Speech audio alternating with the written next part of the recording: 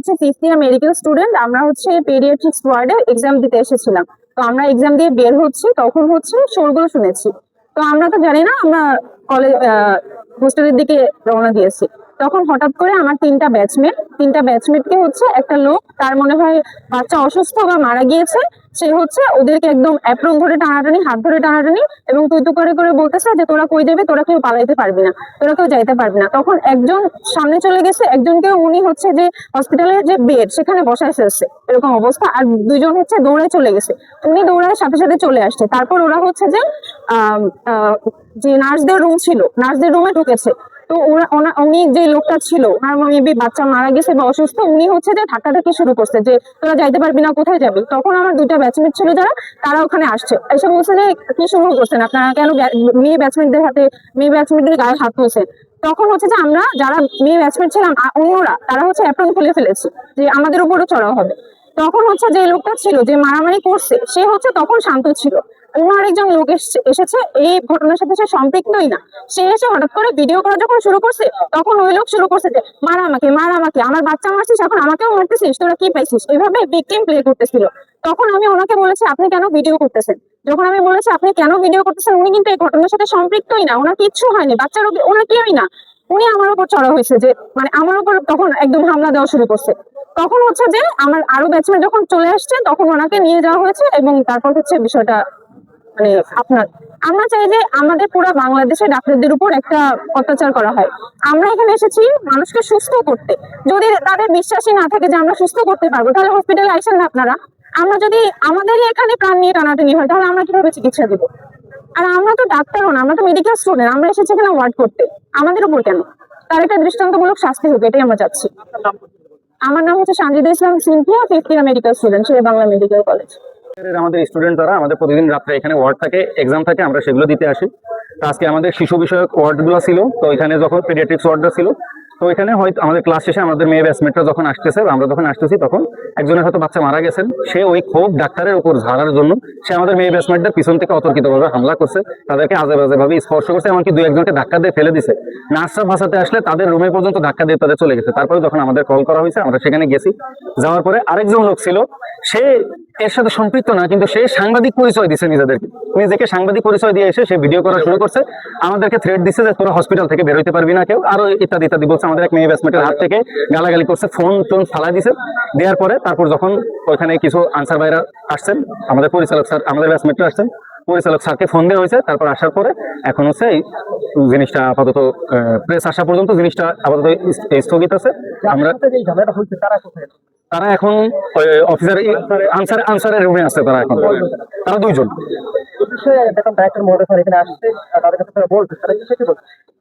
Director মহোদয় বলছেন যে আইনগত ব্যবস্থা নেবেন তিনি।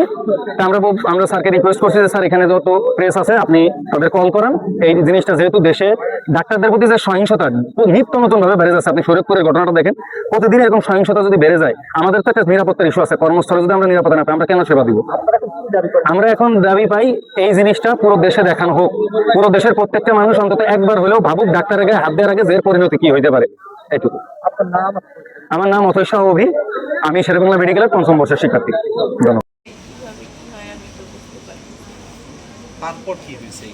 তারপর তো আমরা এখানে আসছি, তারপর আমার ভাই আসছে, আমার ভাই শুধু এইটুকুই বলছে, আর ওই যে মামুন ভাই আসছে, আমরা বলছে যে আপনারা মানে ওইভাবে চিকিৎসা এমনভাবে কিরকম করলেন যে সুস্থ বাচ্চা কিভাবে এইভাবে আবার মারা যাইতে পারে, যে বাচ্চাটা কালকে রিলিজ হওয়ার কথা, সেই বাচ্চাটা কিভাবে মানে মারা যাইতে পারে।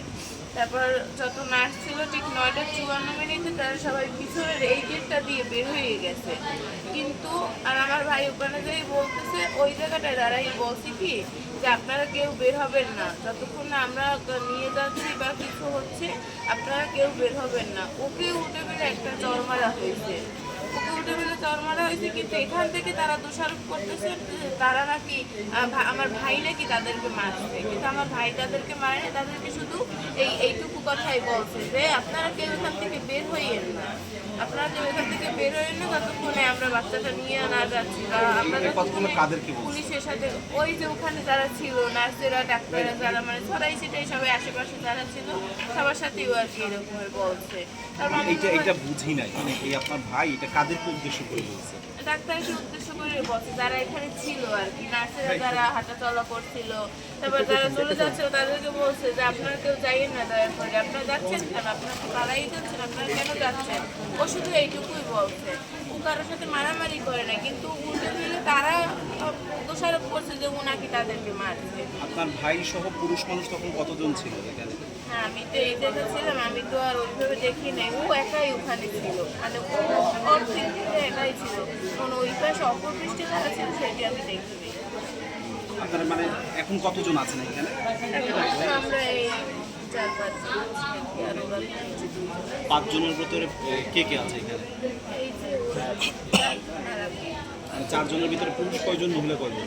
ওই যে ও একাই পুরুষ আছে আর এই যে- আর সেই সময় ছিল কতজন পুরুষ কতজন নারী? সেই সময় এরাই ছিল, এরা সবাই ছিল। মানে কথাটা আপনি একসাথে গুছিয়ে বলেন। হ্যাঁ তখন এরাই এখানেই উপস্থিত ছিল, তারা ওখানে কেউ যায় নাই বা অন্য কোথাও ছিল, তারা সবাই আমরা এই জায়গায় বসা ছিলাম, ও শুধু ওই জায়গায় দাঁড়াই এই কথাটা বলছে ওদের, এই আর কিছু নেই। তো এখন তারা কোথায়? আপনার ভাই আর ভাই কোথায়? আমরা তো অনুযায়ী তারা নাকি তাদের নাকি নিচে নিয়ে গেছে এখন। কিন্তু তারা কোথায় আছে আমরা তো আসলে জানি না, তাদেরকে তো নিচে নিয়ে গেছে সবাই এখানে, তো আমরা জানি না। যেহেতু মামা হয় তার একটা কষ্টর দিক থেকে সে হয়তো কিছু বলছে, গায়ে হয়তো হাত তুলে নেই, তারা যদি গায়ে হাত তুলো তাও আমি হাত জোর করে আপনাদের কাছে আমার ভাইয়ের ক্ষমা চাইতেছি, দয়া করে আমার ভাইরে আর মামুন ভাইরে আপনারা ছাড়িয়ে দেন, দয়া করে আমি হাত জোর করছি, তারা যদি কারোর সাথে অপরাধ করে আমি তাদের পায়ে পড়েও ক্ষমা চাবো, কোনো সমস্যা নেই, কিন্তু তারা যেন ওদেরকে ছাড়িয়ে দেয় দয়া করে, আর আমার বাচ্চাদেরকে নিয়ে আর অপেক্ষা করাই না।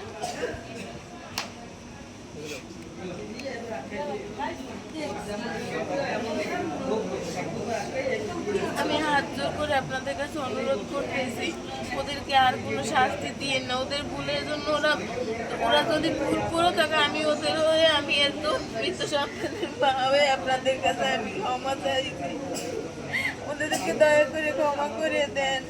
আমি ওদের কাছে আমি আপনাদের কাছে আমি ভিক্ষে চাইতেছি, আমি ক্ষমা চাইতেছি, আমার বাইরের মামুন বাইরে চাইতে দেন, ওরা যদি কোনো ভুল করে থাকে তো ওদের আমি ক্ষমা চাইতেছি, ওদেরকে দয়া করে ক্ষমা করে। ওনারা তো খাইছে বেশি, ও তো বেশি বুঝছি ও ভিডিও করতে এই লোকে তো আমি কোন বাইরে ওনারা আরো কইছি মোবাইলটা রাখে না, মানে এই গরমের মধ্যে আমি মোবাইল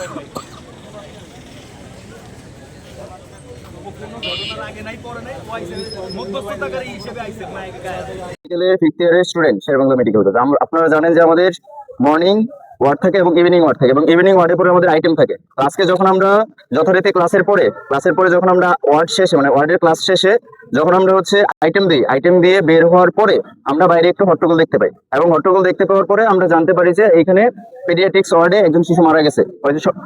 তারপর ওনার যে বাবা উনি হচ্ছে উত্তেজিত